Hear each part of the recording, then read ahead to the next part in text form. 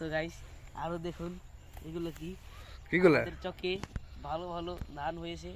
So guys দেখুন, দেখতে পাচ্ছেন ধানের বাড়ি। নতুন ব্লগার সিয়াম ব্লগ। তুমি ধান শেষাও কে তোমার গার বদলে খারাপ। গাইস আপনারা দেখতে পাচ্ছেন আমাদের এলাকায় প্রচুর পরিমাণ চকে ধান হয়েছে। সো গাইস দেখুন কত পরিমাণ ধান দেখুন। সো গাইস আপনারা দেখতে পাচ্ছেন কত পরিমাণ ধান দেখুন, ধানের বাল একবারে ছড়িয়ে গেছে সব দেখুন ভাই, দেখতে থাকুন। এটা কি ধান? এটি ধান না?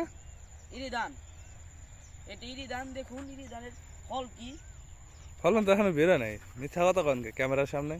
আমার সামনে মিথ্যে কথা বলা। তোমার নাম কি ভাইয়া? মোহাম্মদ সিয়াম। তোমার এখানে কোথায় আসছো? আমি এই যে আমাদের চকে আছি কি করতে? এমনি ঘুরতে। ছবি তুলতে? হ্যাঁ ছবি তুলছো? হ্যাঁ তুলছি।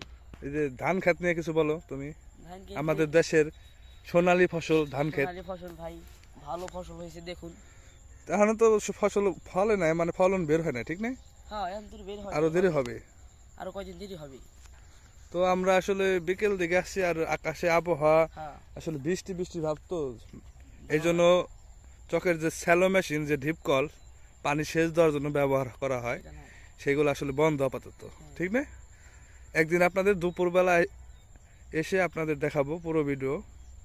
সাথে থাকবে সিয়াম, নতুন ক্যামেরাম্যান, তাই না?